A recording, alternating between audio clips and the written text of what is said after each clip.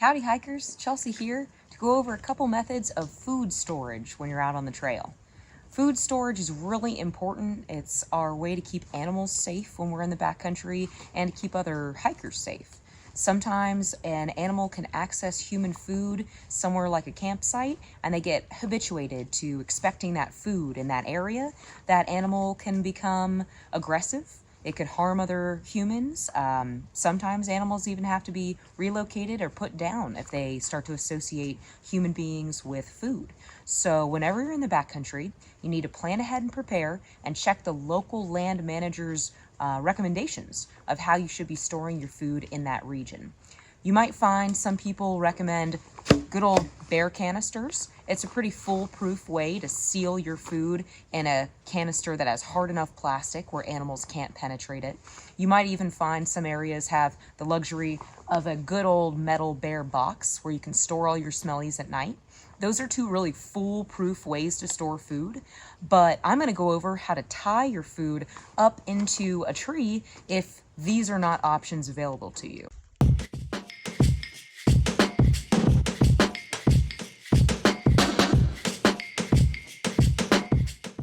Remember, when you store your food at night, you're putting anything smelly into your food safe storage system. Food items, sunscreens, wipes and other products, toothpaste, toothbrush, chapstick, even any of your cook gear that you might have made a fragrant drink of some kind.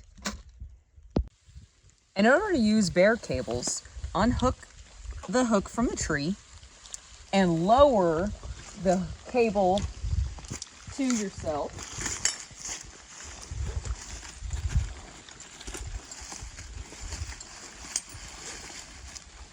Once you've lowered these hooks down to you, you'll fix your food bag.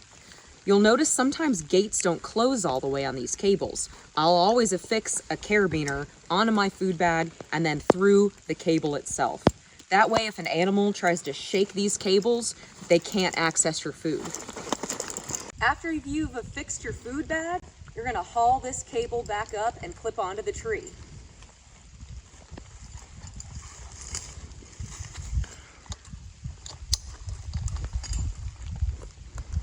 Done. When you're ready to hang your smellies, you're going to want to find a tree that is at least 200 feet away from a campsite, away from trail, away from water. You don't want to be near a water source that animals need to frequent as part of their own natural habitat. There's no need to put undue stress on animals when we're in the outdoors.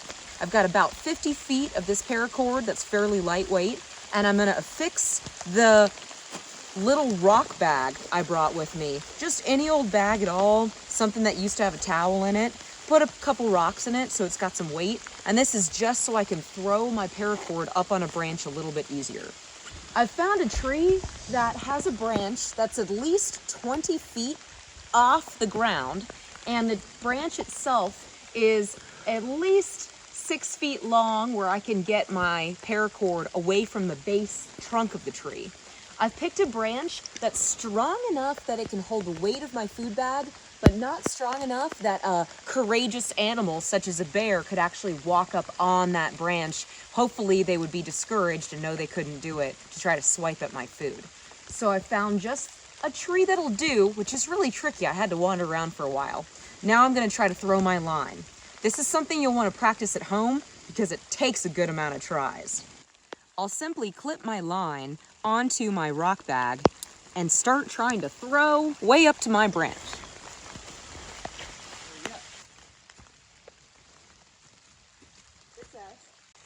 After I finally got my line where I want it, away from the base of the tree and on my branch, I'm going to unclip my little rock bag and affix my food bag. Food bag can clip right onto your line. I made a little bowline knot just so it's easy and it won't collapse.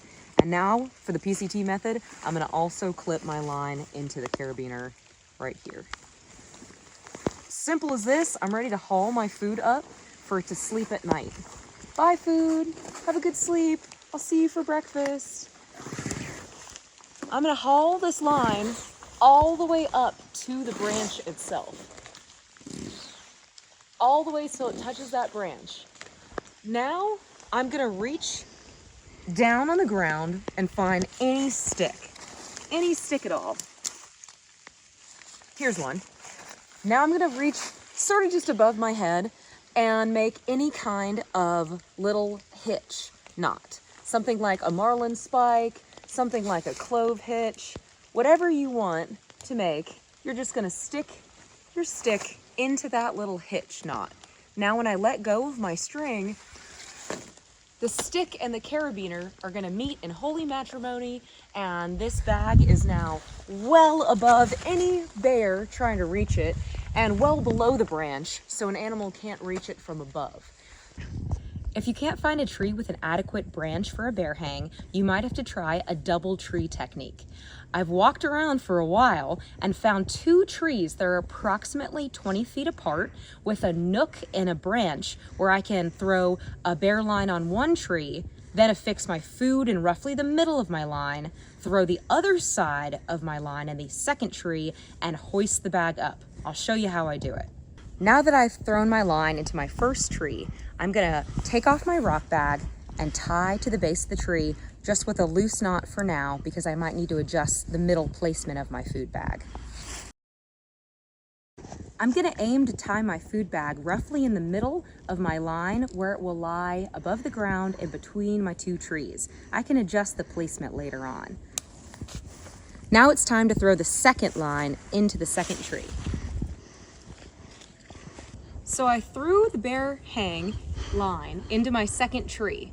What I want to do now is aim for my food bag to be in between the 2 trees, at least 4 feet off from the trunk so that a courageous animal couldn't climb the tree and reach over and grab the food bag.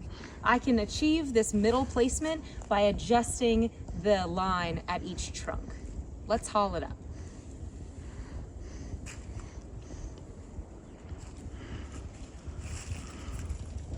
You can see I've managed to hang my bear food right in between 2 trees. It's high off the ground, approximately 20 feet at least, so an animal isn't tall enough to reach it from below, and there's no branch that an animal could climb out and access my food that way. This double tree method might be something you can utilize. All right, hikers, we've covered a couple methods about how to store your food safely on trail. Choose the method that works best for you and whatever is recommended by your local land management agencies. It's paramount that we keep our food and our smellies away from animals. If they eat trash, it can be lodged in their intestines, their lifespan can be cut in half, and if bears or other animals get aggressive in a campsite area, that could lead to deadly consequences for animals and for other hikers. Every time you make a food storage decision, treat it with great respect and gravity. Happy hiking. I'll see you next time.